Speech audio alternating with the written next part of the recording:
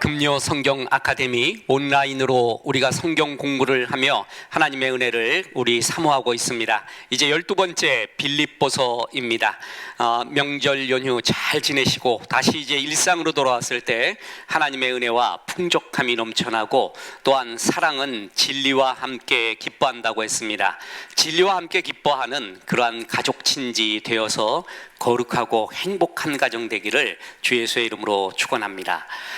그런 의미에서 빌립보서는 우리 가정에 또한 우리 삶에 굉장히 중요한 좋은 영성의 색깔을 우리에게 보여주고 있습니다.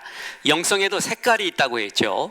여러 영성들이 있는데 그 중에 기쁨의 영성, 감사의 영성을 이야기하는 것이 빌립보서입니다. 빌립보서는 바울이 가장 친밀했던 빌립보 교회를 향한 감사와 기쁨의 영성을 권면한 바울의 옥중서신입니다. 빌립보 그 차디찬 감옥에서 바울은 죽음을 예감을 하고 있었습니다. 그런 가운데 제일 많이 썼던 단어가 빌립보서에서 기쁨이라는 단어입니다. 얼마나 정말 바울 사도의 가슴 깊이 영혼 깊이 이런 하나님이 주시는 영성, 기쁨의 영성이 있는지 빌립보서를 통해 우리는 그것을 잘 살펴볼 수가 있습니다. 자, 빌립보 교회의 시작. 빌립보 교회는 바울이 로마 감옥에서 쓴 옥중서신이 빌립보서인데, 빌립보는 마게도니아 지역의 동쪽, 에게 북쪽 끝에 위치해 있고 아시아와 유럽, 동과 서를 잇는 전략적 거점 도시라는 것이 아주 중요합니다. 알렉산더 대왕의 아버지가 빌립이었죠. 그래서 그의 이름을 따서 알렉산더는 두 가지가 있었죠. 이런 아리스토텔레스의 철학을 전하는 것, 또 하나 이 아버지 빌립의 뜻을 따라서 이 빌립의 영향력을 확대시키는 그런 것들이 그의 사명이기도 했습니다. 그래서 그의 아버지 빌립의 이름을 따서 그 도시의 이름을 빌립보라고 이렇게 이야기했고 로마의 식민지였습니다. 바울은 2차 선교 여행 중에 드로아 항구에 머물 때 그 유명한 마게도니아 환상을 보게 됩니다. 드로아에서 환상 중에 마게도니아 사람들이 와서 우리를 도우라라고 하는 그러한 환상을 보게 되죠. 그래서 아시아로 가려고 했었던 바울의 발이 유럽으로 변경되었습니다.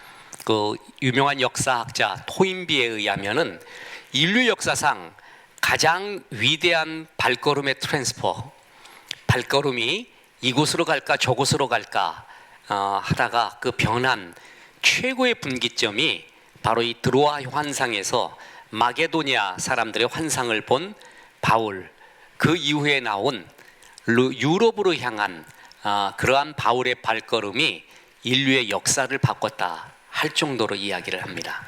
그래서 이제 마게도니아 지방으로 넘어갑니다. 거기에 첫 도시가 바로 빌립보입니다. 자, 바울이 안티옥에서 이렇게 2차 선교 여행을 가는데 여기가 바로 드로아예요. 이 드로아에서 꿈을 꿉니다. 환상을 봅니다. 그래서 이 마게도니아 사람이 와서 우리를 도우라. 선교의 이야기를 할 때도 선교지가 우리를 좀 와서 도와주십시오 하는 그 인용 구절이 바로 이 구절이죠. 그래서 처음으로 이 발걸음을 옮겨서 마게도니아 지방으로 갔는데 거기 처음 도착한 곳이 바로 빌립보라는 곳입니다. 이게 빌립보였습니다. 바울은 빌립보로 환상 쫓아서 갔습니다. 그럼 한번 잘 들어보세요. 하나님의 분명히 뜻이 있어서 발걸음을 옮기게 했습니다. 그죠? 저도 믿는 것이 있습니다. 사람이 자기의 길을 계획할지라도 그 발걸음을 인도하시는 것은 여호와입니다. 우리가 이해할 수 없는 또한 우리의 영역이 아닌 것 중에 하나가 뭐냐면 미래입니다. 미래는 우리의 영역이 아닙니다. 그것은 하나님이 인도하는 대로죠. 특히 사역자들은 더욱더 그러합니다. 내가 계획을 한다 할지라도 그럼에도 불구하고 하나님의 계획 때문에 그 발걸음이 옮겨지는 경우가 많이 있습니다. 그러면은 만약에 발걸음이 옮겨져서 마게도니아 빌립보 도시로 이제 가게 됐어요. 그럼 굉장히 잘 돼야 되는 거예요. 하나님이 옮겼기 때문에 전격적인 이것을 뭐라 그래요? 저항할 수 없는 힘, irresistible power에 의해서 옮겨졌단 말이에요. 그럼 굉장히 일이 잘 돼야 된다라고 우리는 생각하고 있잖아요. 그런데 바울이 선교 여행 가서 제일 초라하고 열매도 없는 듯하고 웅덩이에 빠진 듯한 그 도시가 바로 빌립보였습니다. 그러니까 플랜카드 붙여놓고 드디어 바울 사도 이곳에 오다, 이제 하나님의 역사가 시작되다 하고 정말 거기는 풍선을 손을 대면 터질 것 같은 그런 준비가 된 곳이 아니었습니다. 빌립보에서 복음 전할 때 처음 복음을 받아들인 그리고 회심한 사람은 그 유명한 자색 옷감 장사였던 루디아였습니다. 그녀의 집에서 모이면서 교회가 시작이 됩니다. 루디아, 그냥 이름 없고 그리고 가정교회로 초라하게 시작이 되고, 또한 그곳에 있는 여종들의 귀신을 쫓아 준비게 됩니다. 귀신을 쫓았더니 원래 이런 거리의 여인이나 이런 사람들의 뒷배를 봐주고 있는 주목의 세계라는 게 있거든요. 그래서 바울이 그런 여종들의 귀신을 쫓아준 사건으로 인해 빌립보 감옥에 갇히게 되는, 그러니까 하나님이 이곳으로 오라 그래서 왔더니 큰 역사가 일어나는 게 아니라 초라함의 극치를 다하는 고난이 오는 그런 일이 일어난 게 빌립보 이야기입니다. 자, 루아디아 시에 있는 자색 옷감 장사로서 하나님을 섬기는 루디아라 하는 한 여자가 말을 듣고 있을 때 주께서 그 마음을 열어 바울의 말을 따르게 하신지라. 루디아 나오죠? 바울은 귀신 들렸던 점치는 여종들을 치료해주고 이 여종도 교회 일을 하게 됩니다. 이같이 여러 날을 하는지라 바울이 심히 괴로워하여 돌이켜 그 귀신에게 이르되 예수 그리스도의 이름으로 내가 네게 명하노니 그에게서 나오라 하니 귀신이 즉시 나오니라. 점치는 여종들이 있었습니다. 이 사람들이 지금도 그렇지만요, 거의 저는 99%가 가짜라고 보고, 이런 무당들 말입니다. 점치는 사람들. 근데 1% 정도, 아니 0.5% 정도 진짜 악령 들려가지고 그런 짓을 하는 사람이 있다고 봅니다. 그래서 점을 친다 여종들이 이 뒤에는 아무튼 어느 나라든 간에 뒷골목에 주목들이 있습니다. 그러니까 그 사람들한테, 여종들에게, 귀신 들린 여종들에게 귀신 쫓아내고 나니까 이제 점을 못 치게 됐죠. 그리고 이 사람들이 이제 점치지 않고 하나님 믿는다는 거예요. 예수님 따라간다는 거예요. 그러니까 뒤에서 그들 때문에 경제적 이득을 취하고 있었던 사람들이 가만히 있겠습니까? 그래서 바울, 실라 일행을 감옥에 집어넣게 됩니다. 그런 일이 일어나게 된 겁니다. 그래서 감옥에 있는 사람들이 온 가족들과 함께 복음을 받아들이고 침례를 받는 이런 역사가 또 일어나게 됩니다. 이렇게 다양한 사람들이 모여서 빌립보 교회가 시작이 됩니다. 자, 다시 말씀드립니다. 하나님의 전격적인 은혜로 그래서 이제 빌립보 지방으로 가게 됩니다. 마게도니아로 가게 되죠. 그러면 굉장히 일이 잘 풀리고 역사가 일어날 줄 알았더니 그냥 자색옷 장사 루디아 집에서 작게 시작을 하고 점치는 여종들 고쳐줬더니 그 뒷배경에 있었던 폭력배들이, 주목들이 바울을 모함해서 감옥에 갇히고, 근데 바울이 가만히 있을 사람입니까? 감옥에서도 간수들에게 복음 전하고 간수들이 온 가족들과 함께 복음 받아들이고, 이렇게 하면서 빌립보 교회가 시작이 됩니다. 그죠? 그래서 우리가 분명히 하나님의 뜻대로 가는 길이라 할지라도 만사형통하지 않고 걸림돌이 있고 또한 문제가 생길 수가 있습니다. 이때 이 고비를 잘 넘어야 됩니다. 흔히 이것을 목사님들은 하나님께 당했다 하는 순간이 있다는 거예요. 하나님께 난 당한 것 같다, 말씀대로 했더니 이런 손해가 온다, 하나님께 당했다, 그 고비를 넘겨야 됩니다. 그 다음에 역사가 일어나게 됩니다. 자, 빌립보가 이렇게 시작이 됐습니다. 그래서 이 빌립보서에는 빌립보 교회를 향한 바울의 칭찬과 감사, 굉장히 프라이빗합니다. 굉장히 개인적이에요. 그래서 바울은 그 어느 교회보다 빌립보 교회를 사랑했고 친밀함이 있어서 그리스도의 심장으로 너희를 사모한다라고 말할 정도였습니다. 빌립보서 1장 8절에 내가 예수 그리스도의 심장으로 너희 무리를 얼마나 사모하는지 하나님이 내 증인이시니라. 내가 그리스도의 심장으로 너희를 사모한다 할 정도로 빌립보를 굉장히 좋아했습니다. 그렇죠? 자, 바울은 빌립보 교회가 첫날부터 지금까지 복음 전하는데 함께 참여하고 있다라고 감사를 전하고 있습니다. 빌립보서 1장 5절에 너희가 첫날부터 이제까지 복음을 위한 일에 참여하고 있기 때문이라. 사람이 처음에는 시작하기 좋습니다. 끝까지 가는 사람 정말 드뭅니다. 사람은 다 변합니다. 변함없이 주님을 사랑하는 사람 참 많지 않습니다. 근데 빌립보 교회는 바울의 복음 사역 처음부터 끝까지 변함없이 후원하고 기도하고 사랑해준, 그래서 바울이 그리스도의 심장으로 너희를 사모한다라고 말할 정도였습니다. 빌립보 교회는 바울 사도가 복음 전할 수 있도록 물질적 후원을 해줬습니다. 4장 16절에 보면 데살로니가에 있을 때에도 너희가 한 번뿐 아니라 두 번이나 나의 쓸 것을 보내었도다. 자, 다시 말하지만 이런 물질적 후원을 할 때 예수님도 받으셨죠. 수산나, 요한나 같은 귀족들, 왕족들에게도 그 여인네들의 공개를 일부러 받으셨습니다.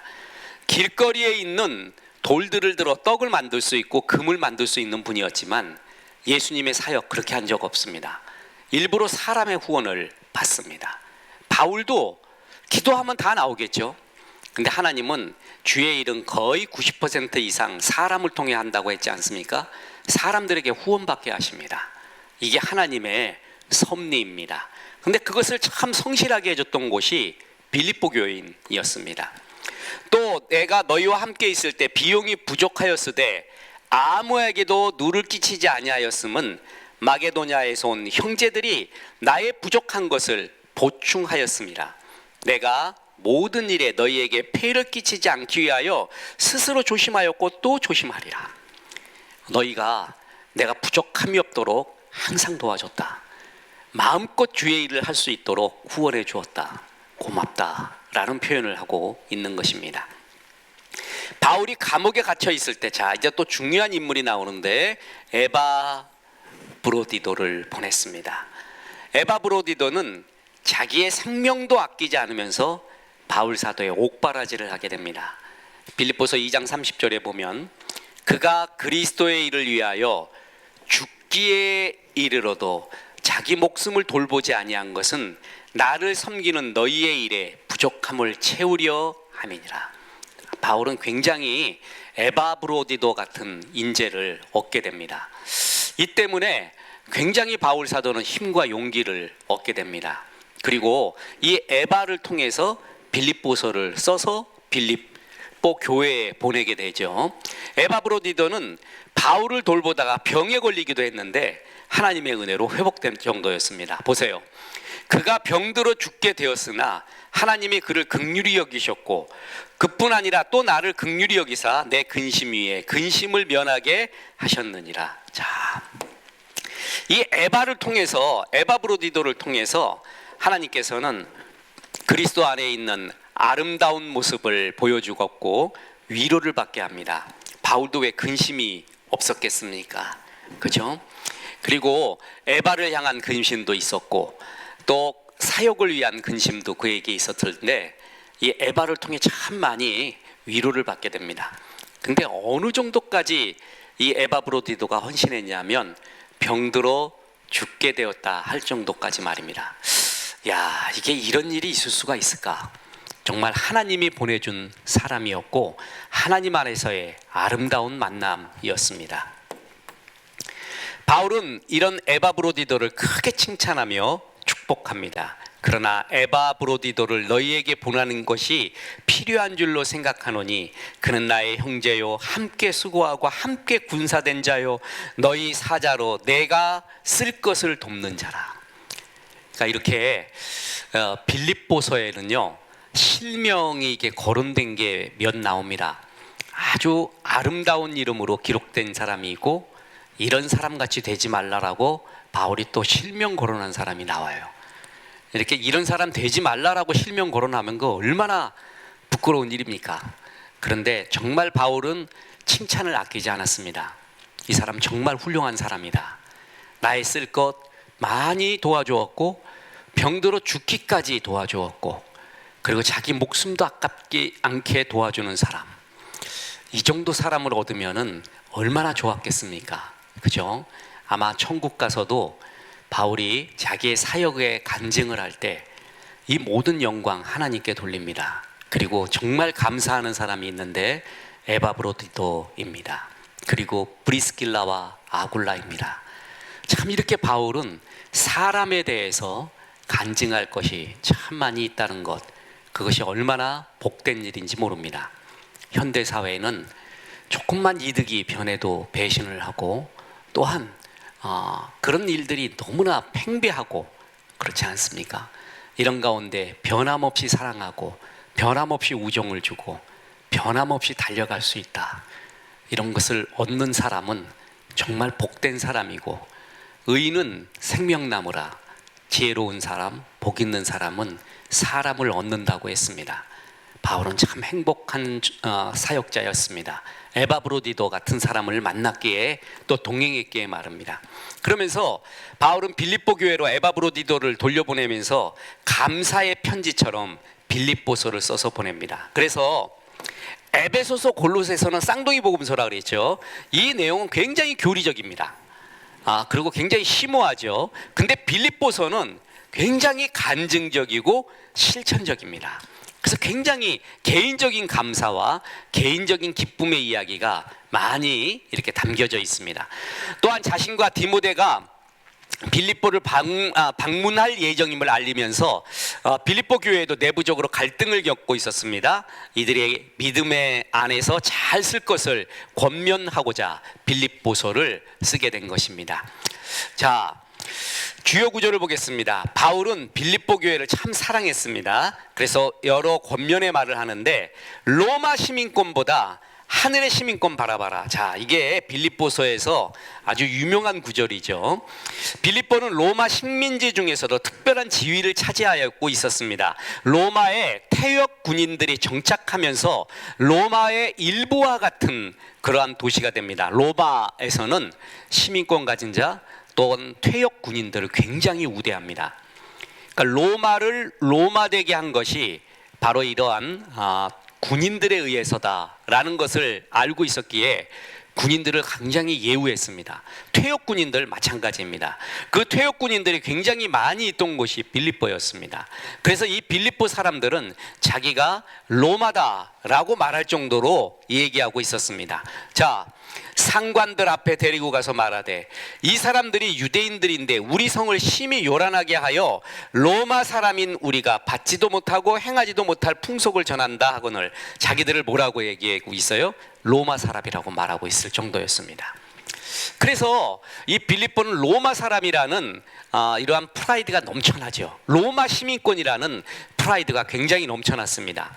오늘날로 말하면 미국 시민권보다 더 강한 것이죠.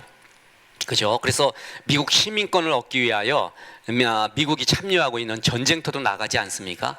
그래서 거기서 공을 세우거나 아니면 그 복무 기간을 잘 완수했을 때 시민권을 얻는 그러한 조건도 있고, 그만큼 미국 시민권의 위력을 우리가 알고 있는데 그보다 더 강했던 게 로마 시민권입니다.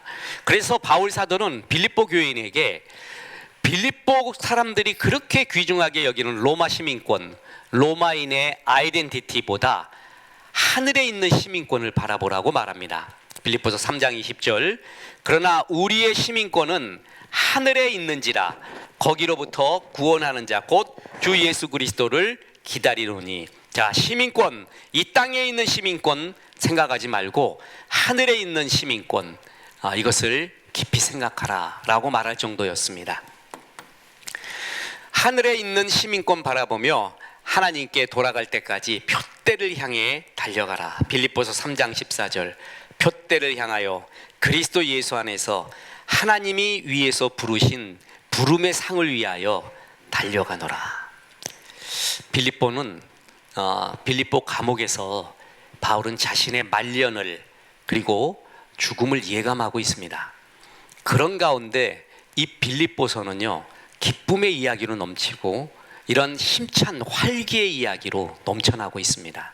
이것은 상황적인 것이 아닙니다. 이것은 정말 그의 존재 깊은 곳에서 우러나오는 하나님의 은혜가 있기 때문에 가능한 것입니다. 굉장히 중요한 구절이죠. 그래서 바울은 지금도 죽음을 앞두고도 나는 표대를 향하여 달려간다. 자, 이 표대가 있냐 없냐, 이게 굉장히 중요합니다. 이것을 비전이라고도 말하고 우리를 이 땅에 태어나게 하신 목적, 그래서 목적이 이끄는 삶이라고 하죠. The purpose driven life, 비전이 이끄는 삶. 생각해 보십시오. 빅뱅으로 인해서 우주가 탄생이 되고 그리고 사람이 만들어졌다. 거기서부터 생긴 무기물에서 유기물이 나오고 그 유기물에서 진화되어 사람이 생겨났다라고 말하잖아요. 그럼 왜 태어났는가? 그리고 어디로 가는가? 이게 없어지는 겁니다. 진화론이 무서운 것 중에 하나가 우리는 이 땅에 우연히 던져진 존재라고 말하죠. 목적, 표대, 비전 같은 것이 없습니다. 그냥 자기가 주인 돼서 달려갈 뿐입니다. 그냥 살다가 죽을 뿐입니다. 그렇죠? 이 문학을 보면요, 인본주의 문학, 하나님을 믿지 않는 사람들의 문학은 우연히 던져졌다, 그리고 이런 표대가 없다, 목적과 비전이 없다, 이런 가운데 인간이 방황하고 있는 모습을, 공포스럽고 존재의 불안을 갖고 있는 모습을 정말 적나라하게 그립니다. 그래서 저는 인문학을 가리켜 이 땅의 신음이라고 이야기하죠. 하나님을 발견하지 못한 사람들이 어쩔 수 없이 낼 수밖에 없는 이 땅의 신음, 그게 문학의 이야기입니다. 표대가 있잖아요. 그게 바로 뭐냐면 부르신 부름의 상이에요. 나는 던져진 존재가 아니죠. 불러진 존재예요. 보내진 존재라는 거죠. 보내신 분의 표대, 비전과 목적이 있다는 것입니다. 그때부터 사람은 달려가기 시작합니다. 그죠? 게으름에 대한 유일한 처방은 부지런하자라는 결심이 아니다. 게으름에 대한 유일한 처방은 내 안에 불꽃을 발견하는 것이다. 매튜 폭스 영성학자가 말했죠. 정말 유명한 말입니다. 표대를 발견하면 달려갈 수밖에 없습니다. 하나님이 모든 그리스도인에게, 그 어떤 그리스도인에게도 이 표대를 주셨습니다. 비전을 주셨다라는 것이죠. 그거 보고 달려가게 될 때 죽음을 앞둔 감옥에서조차 그는 힘찬 말을 할 수가 있었다라는 것입니다. 자, 그리고 또 하나의 중요한 구절은 육체를 신뢰하지 말고 예수님만 자랑하라라는 것입니다. 빌립보에 살았던 유대인들은 육체의 조건을 많이 자랑했습니다. 자기가 로마의 시민권이다, 그리고 이러이러한 가오가 있다, 이른바 이걸 굉장히 자랑했죠. 그랬더니 바울 사도는 그런 거 자랑하지 마라. 오직 그리스도만 자랑하라. 나는 내가 자랑할 것이 많이 있었는데 그것을 모두 배설물로 여긴다. 아주 유명한 말을 했습니다. 그죠? 그리스도 예수를 아는 지식이 가장 존귀하기 때문에 이 모든 것을 배설물로 여겼다, 이렇게 이야기했습니다. 우리 부사역자는 무선 마이크를 좀 갖고 오세요. 무선 마이크. 자, 그러나 무엇이든지 내게 유익하던 것을 내가 그리스도를 위하여 다 해로 여길 뿐 아니라 또한 모든 것을 해로 여김은 내 주 예수 그리스도를 아는 지식이 가장 고상하기 때문이라. 내가 그를 위하여 모든 것을 잃어버리고 배설물로 여긴다.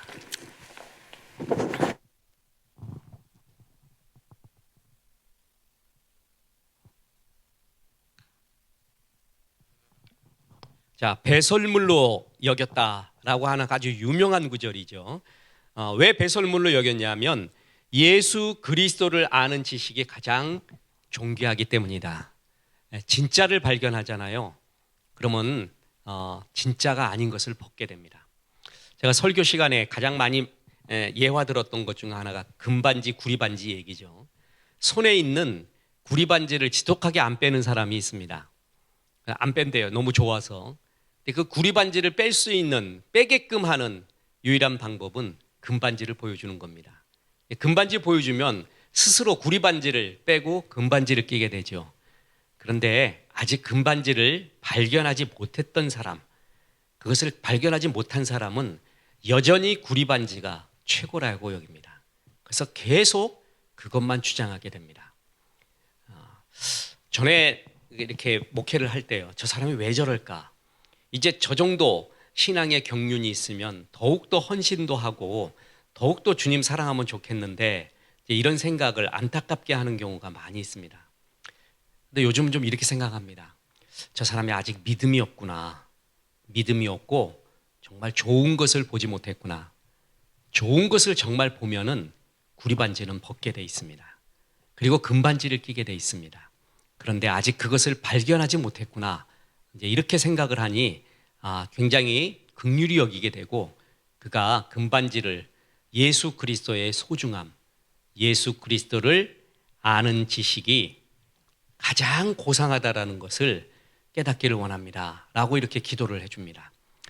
정말 소중한 걸 발견하면 그 이외의 것이 별거 아니라고 여기죠.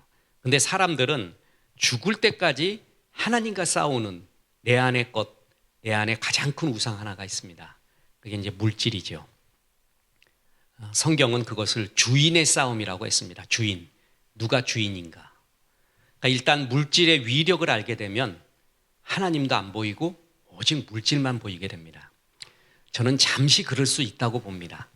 그럴 때가 있고, 또한 물질적으로도 성공한 여러 사람들을 보면은 나도 그러고지도 싶고, 특히 젊은 날에는 더욱더 나도 저렇게 성공하고도 싶고 라는 하는 생각이 많이 들 수 있다고 생각을 합니다.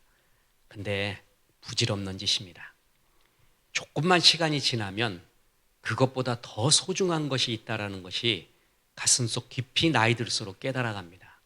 더 늦기 전에, 저는 그 늦기 전에라는 그 마지노선을 저는 어떻게 보냐면 인생 후반전 때를 봅니다. 누구나 하나님은 인생의 전반전, 후반전, 그 전에 하프타임을 줍니다.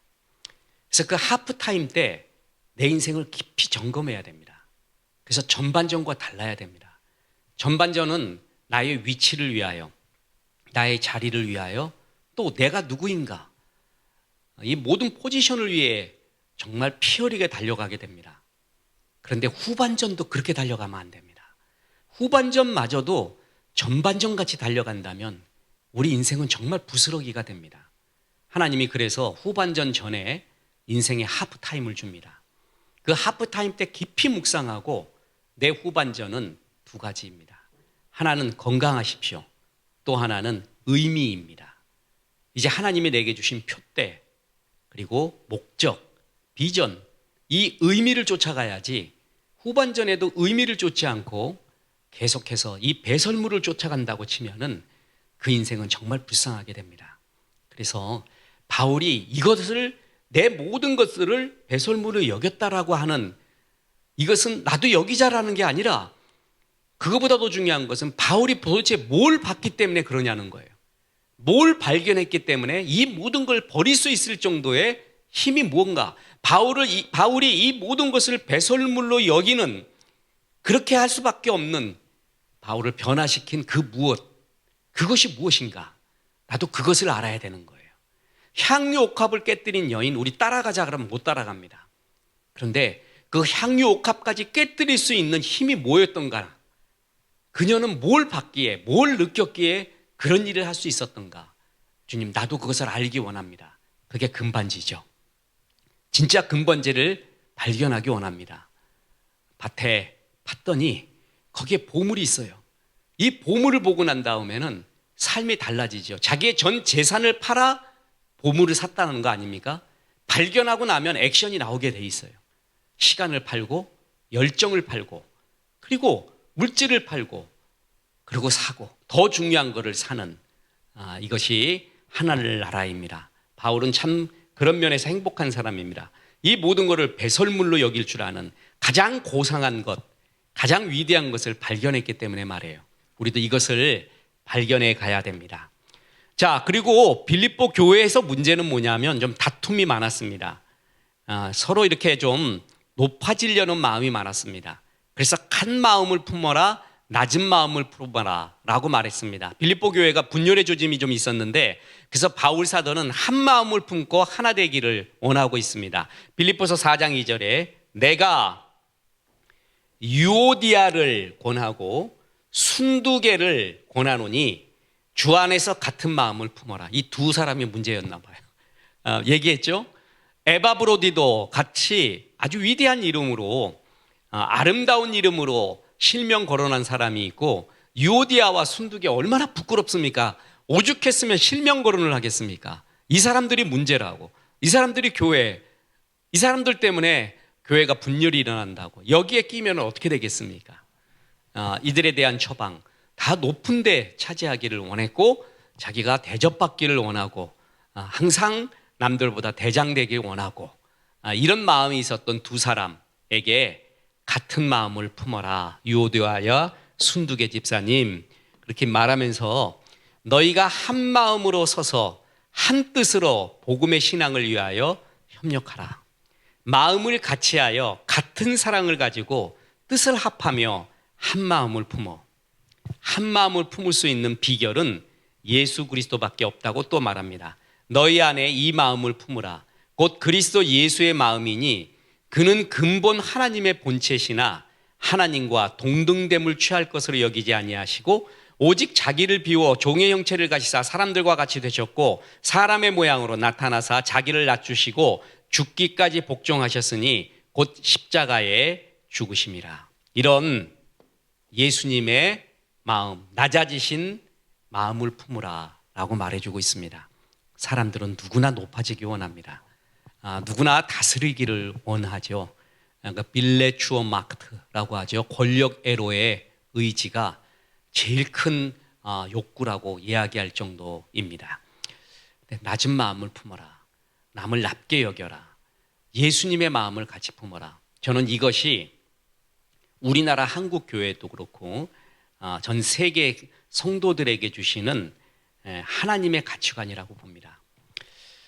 정치 현실을 봐도 그리스도인이라 할지라도요, 이쪽을 좋아하는 사람이 있고 저쪽을 좋아하는 사람이 있죠.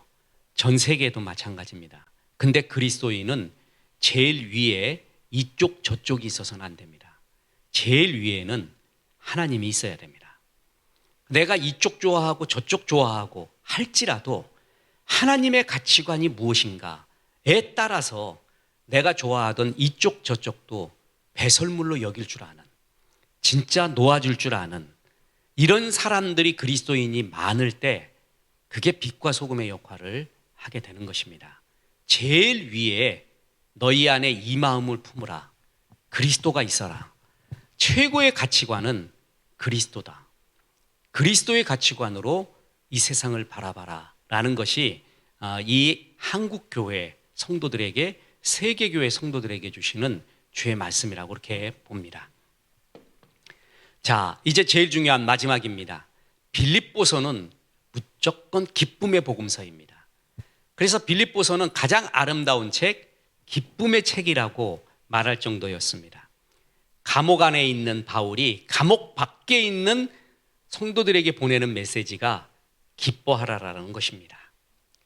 바울 사도는 빌립보서에서 이 기쁨이라는 말을 명사형과 동사형을 합쳐 10회 이상 강조합니다. 빌립보서에서는 어느 신약 성경보다도 기쁨과 감사에 대한 언급이 굉장히 많습니다. 죽음을 앞두고 있는 노 사도가 자기의 옥 밖에 있는 사람들한테 기뻐하라라고 말하고 있습니다. 그죠? 무엇보다 성도들은 이런 기쁨의 영성으로 교제해야 함을 이렇게 이야기해주고 있습니다. 자, 영성에 여러 색깔이 있다고 했죠. 제가 설교에도 했었고 예화에도 수없이 말했습니다. 영성은 이거 하나만 갖고 있는 게 아니라 여러 가지 영성, 영성에도 색깔이 참 많이 있습니다. 이런 말을 하면 우리 집사람이 되게 좋아하는 게 자기는 자연 친화적 영성이 있대요. 화초 기르고 또한 자연을 보면서 좋아하고 기뻐하고 그런 속에서 이러한 어떤 하나님의 살아계심과 은혜를 느낀다. 그 자연 친화적 영성이라고 해요. 어떤 사람은 그런 거에 하나 감동 없는 사람이 있어요. 어떤 사람은 여기서 주님의 은혜를 보는 사람이 있습니다. 그것도 영성의 색깔입니다. 영성은 하나님만 한 가지만 있는 게 아닙니다. 그죠? 저 같은 경우도 자연 친화적, 자연 보면서 느끼는 영성이 있는데 또 책을 보잖아요. 그럼 책 속에서 이것은 참 인간의 신음이 여기에 있구나. 또 두 가지를 봐요. 하나님을 찾지 못한 인간의 신음이 여기 있구나. 또 하나는 하나님의 형상대로 지음을 받았기에 이런 글을 쓸 수가 있다. 그래서 아트페어 같은 데 가보세요. 하나님의 형상 아니면 이런 작품 나올 수가 없다. 이 두 가지를 동시에 느끼곤 하죠. 또 그렇게 느끼는 것도 영성이에요. 그게 영성이에요. 그런데 정말 제일 권해주고 싶은 영성, 만약에 하나의 영성을 택하라 그러면 저는 이거를 서슴지 않고 얘기합니다. 기쁨의 영성입니다. 감사의 영성이 있는 사람. 빌립보서 3장 1절에 끝으로 나의 형제들아 주 안에서 기뻐하라. 주 안에서 항상 기뻐하라. 내가 다시 말하노니 기뻐하라. 리차드 파인만이라는 사람이 있습니다. 이 사람이 만약에 인류가 핵전쟁으로 해서 다 멸망했다. 그러면 후대의 인류에게 한 문장만 남겨두라면, 그래서 다시 너희가 문명을 일궈라 라고 하는 한 문장만 있다면은 뭘 남기겠습니까? 하는 질문을 받았습니다. 리차드 파인만이 이랬습니다. 모든 물질은, 만물은 원자로 이루어졌다. 그거 하나 남기겠다. 그러면 그것부터 시작하면 된다라는 것이죠. 이렇게 하나의 단어로 표현할 수 있는 것. 바울은 그걸 말한 겁니다. 주 안에서 기뻐하라. 다시 말하노니 기뻐하라.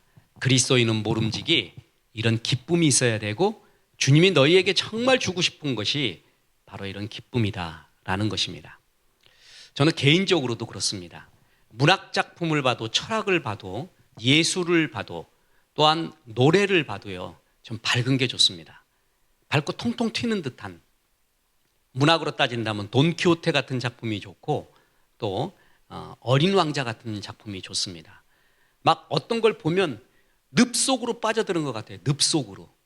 그냥 블랙홀로 빠져드는 것 같은 칙칙한, 견딜 수 없는 칙칙함, 또 그런 걸 좋아하는 사람이 있어요. 인정합니다. 근데 저는 굉장히 기쁨을 줄 수 있는 비타민 같은, 산소 같은, 산소 같은 게 아니라 산소 같은 그런 것들을 좋아합니다. 바울이 우리에게 주고 싶은, 하나님이 바울을 통해 주고 싶은 빌립보서에서의 영성이 바로 이런 기쁨의 영성이라는 겁니다. 기쁨이 있는 사람, 감사와 감격이 있는 사람, 그런 사람은 얼굴에서 좀 드러나죠. 눈빛에도 드러나고 말에도 드러납니다. 그런 사람이 공동체에 있으면 굉장히 밝아집니다. 되게 좋아져요. 근데 항상 무슨 불만을 갖고 있는 듯한 얼굴, 항상 불만 속에 사는 사람, 불평 속에 사는 사람, 그 사람은 어디 가서도 그럽니다. 그 사람 보면 칙칙해져요. 분위기가 어두워져요. 축복의 통로가 될 수 없습니다. 어떤 경우에도 이런 그리스도인이 절대 갖고 있어야 되는 것이 감사와 기쁨의 영성이라는 것입니다. 자, 특히 바울은 보세요. 그가 옥에 갇히게 되었었더니 사람들이 배신을 때립니다.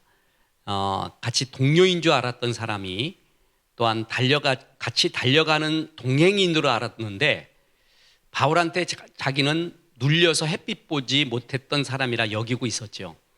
그래서 바울이 무대에서 사라져요. 자기가 이제 뜰 수 있는 기회다라고 여겨서 바울을 향해서 중상모략도 하고요. 또한 자기가 히트 치려고 자기의 얼굴을 이렇게 들이대는 경우를 많이 봤습니다. 참 이 소식을 들을 때 인생이 그렇구나. 바울이 얼마나 여기서 괴로워하고 사람에 대한 배신감, 그리고 아픔이 있었을까요?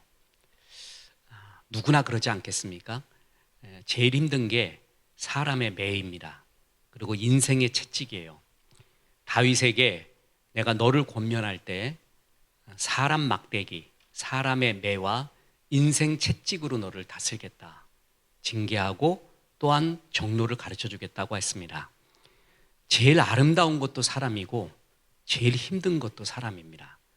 제일 위로를 주는 것도 사람이고 제일 낙심케 하는 것도 사람이죠. 바울은 이 사람에 대해서 정말 낙심할 수 있는 그런 순간입니다. 제일 괴로울 수 있는 순간입니다. 그런데 그에게 제일 머리 위에는 예수가 있었습니다. 그래, 그들이 뭐 나를 좀 비방하더라도 그들이 예수 전하고 있지 않느냐? 아, 예수 전하니까 참 좋네. 이런 말을 합니다. 그러면 무엇이냐? 거칠애로 하나, 참으로 하나, 무슨 방도로 하든지 전파되는 것은 그리스도니 이로써 나는 기뻐하고 또한 기뻐하리라. 참 있을 수가 없는 말입니다. 그죠? 참 정말 예수를 사랑하는구나. 내가 좀 이름이 없어지더라도, 내가 모략을 당하더라도 예수님이 드러나고 있지 않느냐. 그들이 전하는 것은 어찌됐든 예수 아니냐. 그래서 나는 그 예수가 전파된다는 것을 기뻐하고 기뻐한다라고 말합니다. 정말 예수 만난 사람, 그 예수 때문에 그 사랑에 겨워서 흘러넘치는 사람의 고백입니다.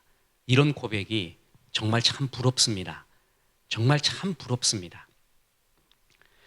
고통과 죽음을 직면하는 상황에서도 기쁨이라는 말을 끝없이 했습니다. 빌립보서 2장 17절부터 보면 만일 너희 믿음의 재물과 섬김 위에 내가 나를 전제로 드릴지라도 나는 기뻐하고 너희 무리와 함께 기뻐하리니 이와 같이 너희도 기뻐하고 나와 함께 기뻐하리라. 기뻐 기뻐 기뻐.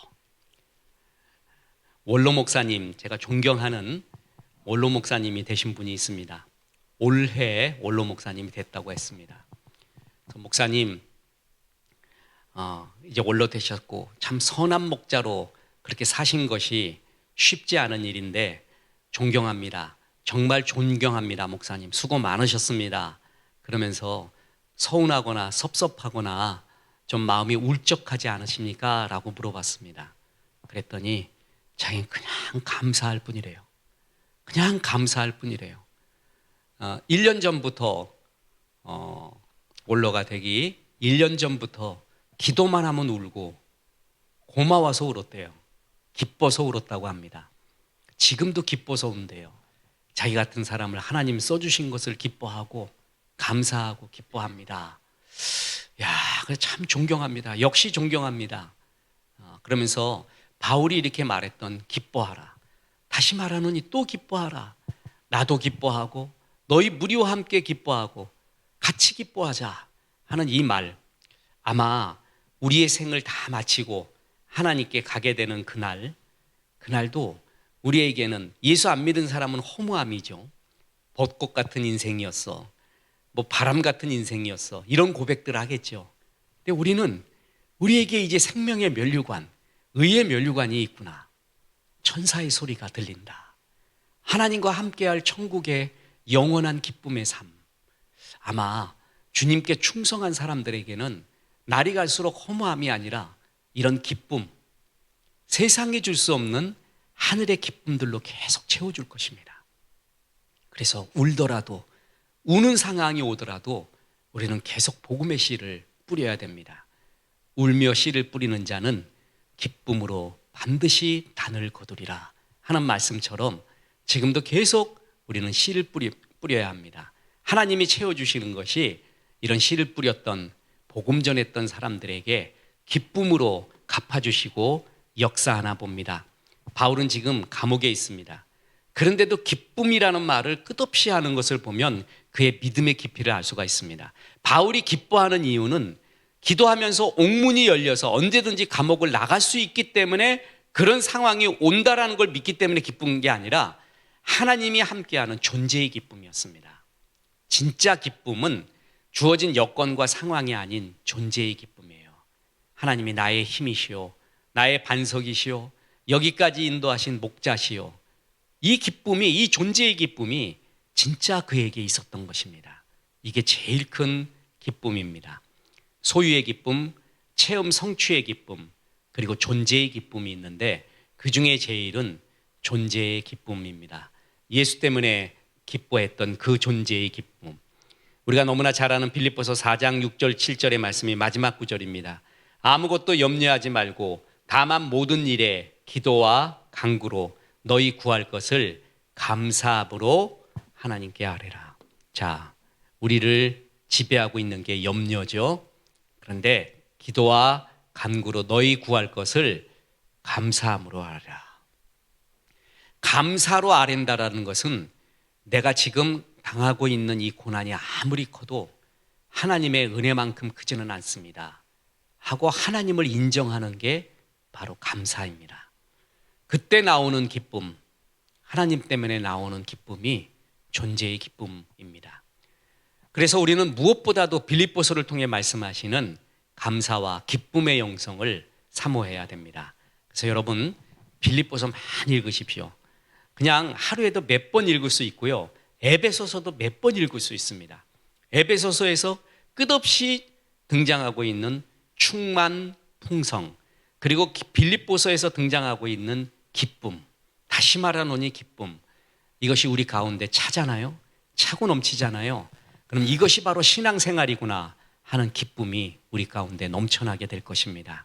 오늘도 깊은 고난 가운데, 여러 형태의 고난 가운데 있는 성도 여러분, 하나님이 주시는 이 하늘의 기쁨으로 충만하셔서 주의 주신 은혜로 고난 잘 이기시고 표대를 향하여 잘 달려가시기를 주 예수의 이름으로 축원합니다. 기도하겠습니다.